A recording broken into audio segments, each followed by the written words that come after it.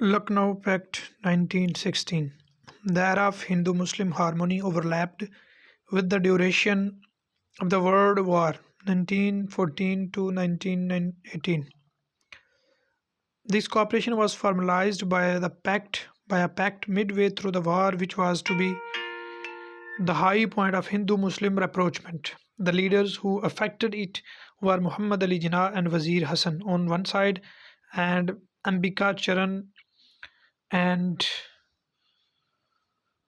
Bal Gandhar Tilak on the other.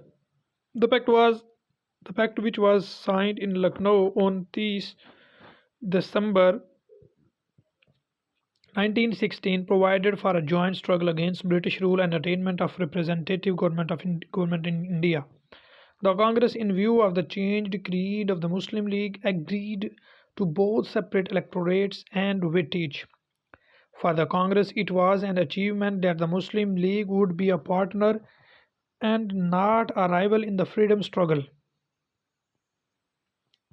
For the Muslim League, Congress support for separate electorates and weightage was of equal importance. It is true that the British had finally accepted their demands under the Morley Minto reforms, but Congress support was more reassuring. Because the partition of Bengal and its annulment had shown that whatever the British gave, they could take back under Hindu pressure.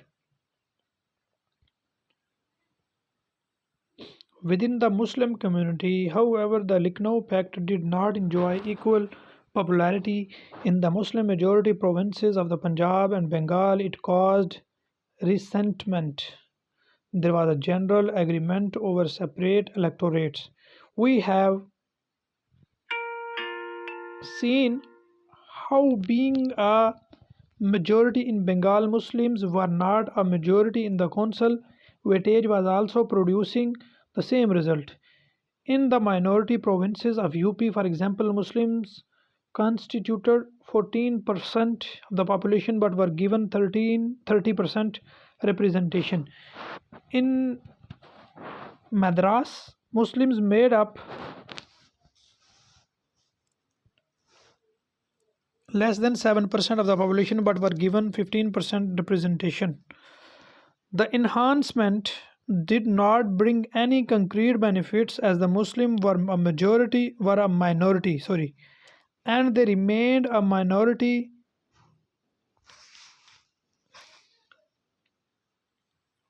In return, the Bengali Muslims surrendered 25% and in Punjab 10% of their entitlement. This reduced the Muslim majority to a minority and proved detrimental to the Muslims. Weightage was tied to separate electorates, and separate electorates was desired by all the Muslims. The disadvantage was not immediately apparent at the Congress. Agreed to extend this principle to the Punjab and central provinces where it had not been imposed by the British.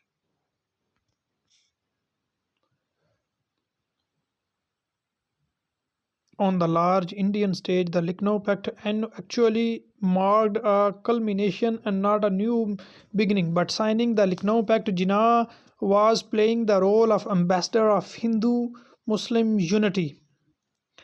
This phrase was first coined for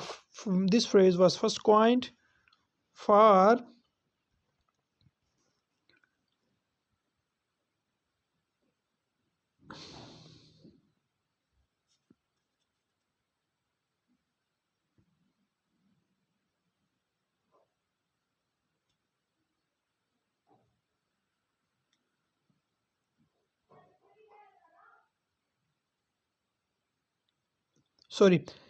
This phrase was first coined for Jinnah by Gopal Krishna and given currency by Sarojini Naidu.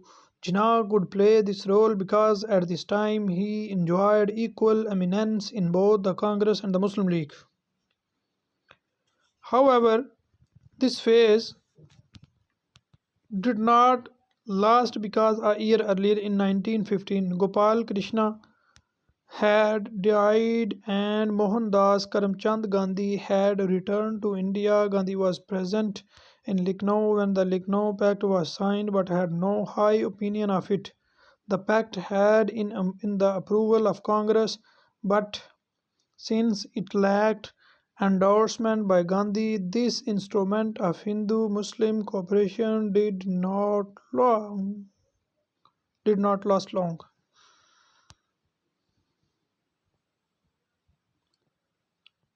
The period from Delhi Darbar in 1911 to the Nehru Report of 1928 is viewed as one of the Hindu-Muslim cooperation. The Lucknow Pact, the Khilafat movement, the Delhi Muslim proposal, and the Simon Commission all came about during this period. In 1911, King George V visited India and held court at Delhi Darbar. Here he made two announcements. The partition of Bengal was annulled. The capital was to be relocated from Calcutta to Delhi.